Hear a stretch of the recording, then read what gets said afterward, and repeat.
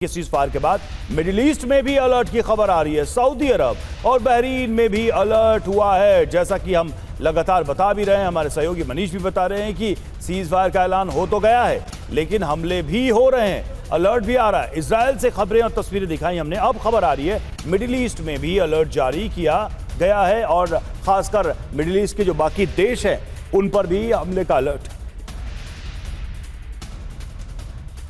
और विक्रमजीत सिंह सर, जैसा कि हम ये खबर तो दिखा रहे हैं और ये खबर ही अपने आप में सवाल है कि इसकी मियाद कितनी लंबी हो सकती है, ऐसे में जब दोनों तरफ स्थितियां ऐसी हैं जिसको लेकर कोई कॉन्फिडेंस से नहीं कह सकता कि भाई ये जो कह रहे हैं उसका पालन करेंगे। नहीं रवि जी, वो तो हमने देखा ही था कि जो स्टेटमेंट्स आ रही थी और जो एक्शन हो रहे थे, ज़्यादातर ये यूएस की तरफ से कॉन्ट्राडिक्शन थी, ईरान की तरफ से तो नहीं थी। लेकिन इस बात जो अभी मनीष जी ने बताया, मैं उस पर टिप्पणी करना चाहूँगा कि देखिए अभी जो करंट स्टेटस है ईरान का, जो पिछले 40 दिनों से ताबड़तोड़ वहाँ बमबारी हुई है, तो ऑब्वियसली उनके कम्युनिकेशन लाइंस वगैरह वगैरह काफ़ी जो भी उनके थे वो काफ़ी इंफ्रास्ट्रक्चर डैमेज हुआ है, इसमें कोई दो राय नहीं है। तो जहाँ तक सीज़ फायर के एग्जैक्ट कम्युनिकेशन और टॉप लीडरशिप की जो डिसीजन है वो एकदम एंड उनके पोस्ट तक पहुंचने में, जैसे आपने बताया अलग अलग बैटरियों में पहुंचने में शायद दिक्कत हो सकती है, और उस कारण से एक आधा जो अटैक हम देख रहे हैं वो हो सकता है। क्योंकि यदि ईरान भी कह रहा है कि अगर अमेरिका नहीं सर, लेकिन इजराइल के साथ साथ देखिए मिडिल ईस्ट के जो दूसरे देश है उन पर भी हमले का अलर्ट है। मतलब ये है कि जो पैटर्न था अटैक का वो तो बरकरार है। अब अरब कंट्रीज पर भी अगर हमले का अलर्ट है, इसका मतलब ये है कि किसी भी सोर्स से, या तो मीडिया के सोर्स से या फिर पर्सनल सोर्स से या किसी भी सोर्स से, क्या ये खबर ही नहीं पहुंची होगी नीचे तक कि भाई अभी फिलहाल रुकना है?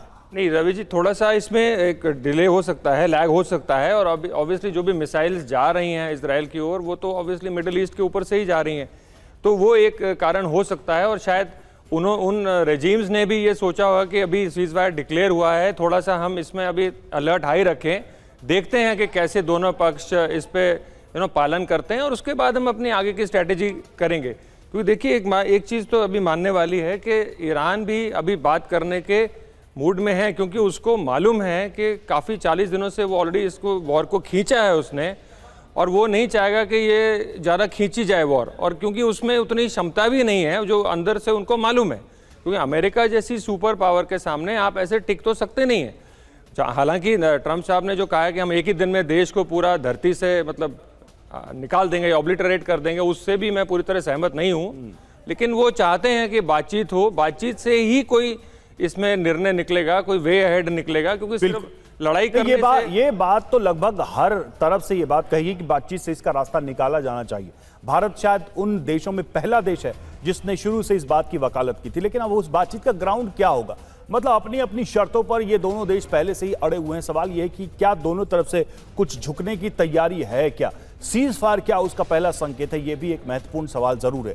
और देखिए इजरायली शहरों में ईरान का भीषण अटैक और ईरानी मिसाइलों से दहला इजरायल। जो जानकारी सामने आ रही है उसके मुताबिक बीरशेवा और तेल अवीव पर अटैक की खबरें सामने आई हैं और तस्वीरें भी हमने आपको दिखाई लाइव, तब जब हमारे सहयोगी वहां पर मौजूद थे मनीष झा, और जब वो रिपोर्ट कर रहे थे उसी दौरान कुछ ही मिनटों पहले की बात है जब मिसाइलें आसमान में नजर आई हैं। ईरान की तरफ से हमले लगातार जारी है।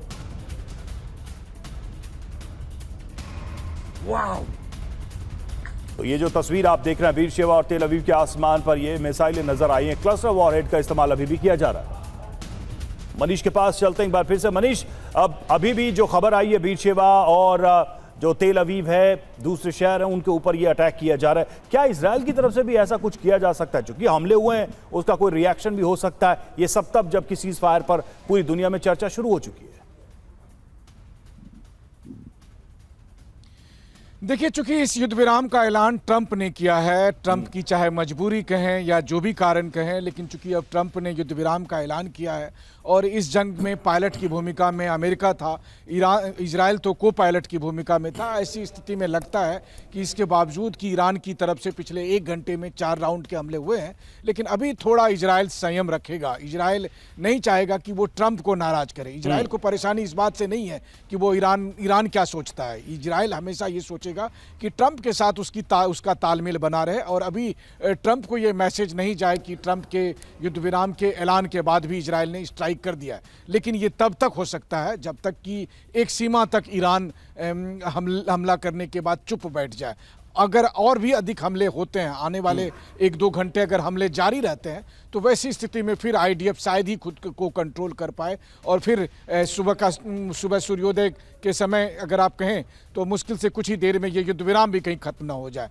बहरहाल पूरी दुनिया की इच्छा तो यही है कि 40 दिन बाद ही सही ये युद्ध विराम हुआ है और अब शांति बनी रहनी चाहिए। वैसे भी इस्लाम में 40 दिन का अपना महत्व है। कहते हैं कि 40वें दिन अगर आप दुआ करते हैं तो सवाब मिलता है। तो उन तमाम मृतात्माओं को जो इस युद्ध की भेंट चढ़ गए, जिनकी जानें चली गई, उन सब की आत्मा को शांति मिले और इसी इच्छा के साथ पूरी दुनिया यही प्रार्थना कर रही है कि ये युद्ध विराम अस्थायी हो जाए। लेकिन क्या ये युद्ध विराम अस्थायी होगा? क्योंकि हार और जीत का फैसला तो हुआ नहीं, और हार जीत का फैसला हुए बगैर ईरान और इजराइल एक दूसरे को बख्शने वाला नहीं है, एक दूसरे को छोड़ने वाला नहीं है। बिल्कुल, अभी युद्ध खत्म नहीं हुआ है, ये बात तो सही है। लेकिन आज खुशी की बात है, ये सीजफायर का ऐलान हुआ, एक पॉज जरूर है।